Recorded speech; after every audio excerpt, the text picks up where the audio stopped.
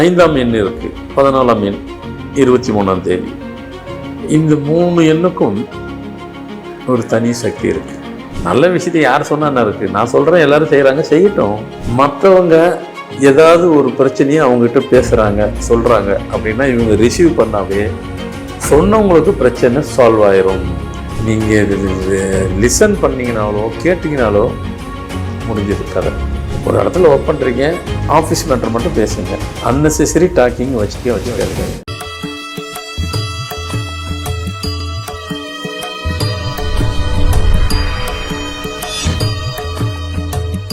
வணக்கம். Format numerology, உங்கள் மகா தனசேகர் ராஜா உங்களுடன் வழக்கம் போல் புது புது தகவல் கண்டிப்பாக கொண்டு வந்து தான் இருக்கிறேன். இன்றைக்கி என்ன விதமான தகவல் கொடுக்க போகிறீங்க அப்படின்னு கேட்க வந்தால் எண்களை பற்றி தான். 5ஆம் எண் இருக்குது, 14ஆம் எண், 23ஆம் தேதி. இந்த 3 எண்ணுக்கும் ஒரு தனி சக்தி இருக்குது. என்ன சக்தி? பொதுவாக இப்போது நானும் ஆரம்ப காலத்துலலாம் வந்துட்டு 5ஆம் எண்ணை பயன்படுத்தும் போகும்போது அது அதிகிரகம், அது எப்படி நீங்கள் வைக்கிறீங்க அப்படிலாம் கூட என்ன கேட்டாங்க. அது கேட்டவங்க யாரும் அதை விடுங்க, கேட்டாங்க, நிறைய பேர் கேட்டாங்க. என் ஃபார்மெட்டுக்கு அது தேவைப்படுது. அதுக்கு நான் சின்ன விளக்கம் கொடுத்தேன். அது பஞ்சபூதத்து நம்பர், பஞ்சபூதம் எத்தனை 5, நான் இயற்கையோடு ஒன்றி போய் கொடுக்கறது தான். ஏன்னா என்னுடைய ஃபார்மெட் வந்துட்டு விஞ்ஞானம் கலந்தது. நான் ரெண்டுத்தையும் மிக்ஸ் பண்ணி கொடுக்குறாங்க.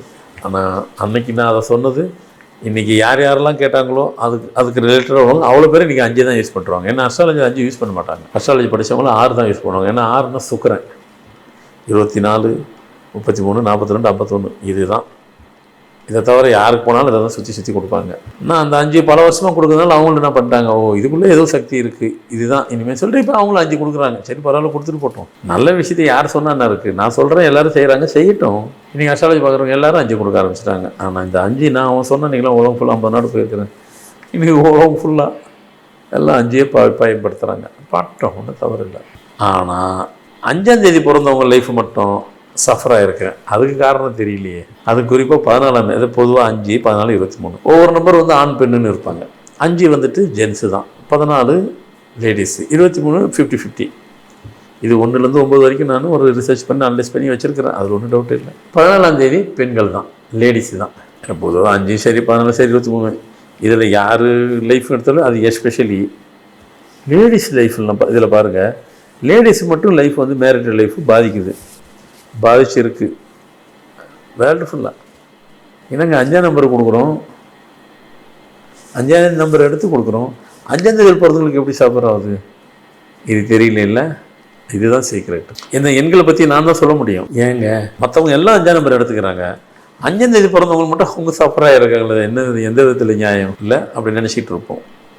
கண்டிப்பாக வேறு எந்த காரணமும் இல்லை. இந்த எண்ணுக்கு ஒரு பெரிய வசீகரமான ஒரு ஈர்க்க சக்தி கூட ஒரு சக்தி இருக்குது.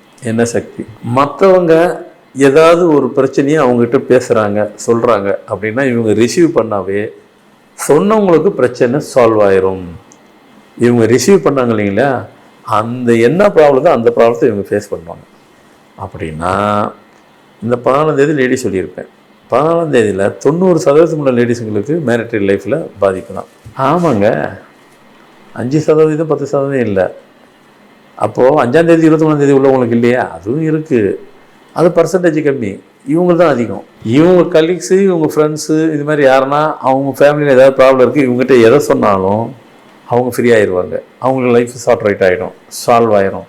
அந்த ப்ராப்ளம் இவங்களை ஃபேஸ் பண்ணுறாங்க. அப்போது பிரத்யாரனுடைய பிரச்சனையை நீங்கள் ரிசீவ் பண்ணால் இந்த எண் கொண்டவங்களுக்கு, 14ஆம் நம்பர்களுக்கு அந்த ப்ராப்ளத்தை, அதுதான் உங்களுக்கு ப்ராப்ளம், அதில் உங்களை அறியாமலே உங்களை அதை சக் பண்ணிக்கிறது. அந்த சக் பண்ணக்கூடிய பவரு உங்கள் எண்ணுக்கு இருக்குது. அதனால தான் உங்கள் எண்ணு வந்துட்டு உங்கள் மேரிட்டல் லைஃப்பில் சஃபர் ஆகுது. இதுதான் அதனுடைய சீக்ரெட். என்னங்க இப்படி சொல்லிட்டா நாங்கள் என்ன தான் பண்ணுறது? ஆமாம், இது உலகம் ஃபுல்லாக ட்ரூட்டு, இதில் ஒன்றும் மாற்று கருத்தே இல்லை. நம்ம சஃபர் ஆனவங்களுக்கு அவங்க வேதனை அவங்களுக்கு தானே தெரியும், அவங்க கஷ்டம் அவங்களுக்கு தானே தெரியும். செக் பண்ணி பாருங்கள், 100% உண்மை. அப்போ 5ஆம் தேதி உண்டு, 23 உண்டு, 14 அதிகம். ஜென்ஸுக்கு இல்லையா? ஜென்ஸுக்கு இல்லை, லேடிஸுக்கு மட்டும்தான். 100% இது உண்மை. செக் பண்ணி பாருங்கள். சரி, நாங்கள் என்ன தான் பண்ணுறது? நீங்கள் இதில் புரிஞ்சுக்கிறது என்னென்னா, மற்றவங்ககிட்ட பேசுங்க, வைங்க. அவங்க ஃபேமிலி மேட்ரு வேறு எதனா தேவையில்லாத மேட்ரு பேசுனாக்கா சாரின்னு சொல்லிவிட்டு மூவ் ஆயிருங்க அங்கேருந்து. நீங்கள் லிசன் பண்ணிங்கனாலோ கேட்டிங்கனாலோ முடிஞ்சது கதை. அடுத்து உங்கள் லைஃப்பில் சஃபர் ஆகிறதுக்கு ரெடியே ஆகிறதுக்கு நீங்களே வழியை கேட்டை திறந்து வைக்கிறீங்கன்னு அர்த்தம். திறந்து வைக்காதீங்க. ஏன்னா லைஃப்பை இறைவன் கொடுத்த லைஃப் அது நல்லா புரிஞ்சுக்கணும். இறைவன் கொடுத்த லைஃப்பை இப்படி தேவையில்லாத மூணாவது ஆள்கள்னால் பாதிக்குதுன்னு சொல்லும்போது அது தவறு தானே. ஆனால் நம்மளை ஒருத்தர் பிடிக்கலன்னு போகும்போது 1000 காரணம் சொல்லியிருப்போம். ஒரு கணவன் மனைவில ஒற்றுமையாக இருக்கும்போது வேறு, பிடிக்கலன்னு சொல்லும்போது ஏதோ ஒரு ரீசன் இருக்கும். அது வேறு ஒரு ரீசன் ஏதோ சொல்லிட்டு தான் போக போகிறாங்க ஒருத்தருக்கு. அது தேவையில்லைங்க. நீங்கள் பிரத்யாரத்துக்கு சொல்கிறத லிசன் பண்ணாதீங்க, காதில் போடாதீங்க, கேட்காதீங்க. ஒரு இடத்துல ஒர்க் பண்ணுறீங்க, ஆஃபீஸ் மேட்டர் மட்டும் பேசுங்க. அன்னெசரி டாக்கிங் வச்சுக்காதீங்க. அன்னெசரியாக பேசும்போது அவங்க லைஃப்பை உங்ககிட்ட சொல்கிறாங்க, நீங்கள் அவங்ககிட்ட சொல்கிறீங்க. நீங்கள் அவங்ககிட்ட சொன்னால் அவங்களுக்கு ஒன்றாவது, ஆனால் அவங்க அவங்ககிட்ட சொல்லி நீங்கள் தான் சஃபர் ஆகிறீங்க. அதனால் கேர்ஃபுல்லாக இருந்துக்குங்க. சரிங்க, நீங்கள் சொல்கிற மாதிரி நாங்கள் கேர்ஃபுல்லாக இருந்துக்கிறோம். எங்களை அறியாமல் நாங்கள் செஞ்சுட்டா ஏங்க செய்கிறீங்க? செல்ஃப் கண்ட்ரோல் இல்லாமல் ஏன் சொல்கிறீங்க? தயவுசெய்து எங்களுக்கு செல்ஃப் கண்ட்ரோல் இருக்கிறதுக்கு ஏதாவது ஒரு சொல்யூஷன் கொடுங்க. அதுமாதிரி ஏதாவது கொடுங்களேன். என்ன செய்கிறது? அப்படி என்றால் நீங்கள் ஒரு மஞ்சள் துணி தான், மஞ்சள் கலரில் ஒரு என்ன சொல்கிறது, ஒரு கர்ச்சிப் இருந்தாலும் சரி, இல்லை கர்ச்சிப் சைஸில் ஒரு இதை கட் பண்ணி வச்சுக்கிறீங்க.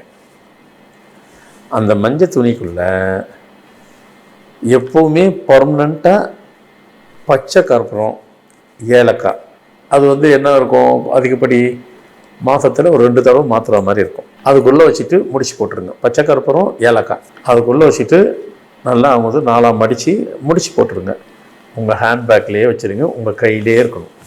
குறிப்பாக வெளியே போகும்போது அதை எடுத்துக்கோங்க. ஆனால் இன்றைக்கி வெளியே போய் தான் பேசணும்னு இல்லை, வீட்டில் உள்ளதை விட பேசிடுறீங்க ஃபோன் மூலமாகவே. எப்பவுமே அது உங்கள் உடம்போடு டச் ஆகிற இடத்துல நீங்கள் கையில் வச்சுக்கோங்க. வெளியே போனால் ஹேண்ட்பேக் இருக்கும், ஹேண்ட் பர்ஸ் இருக்கும்.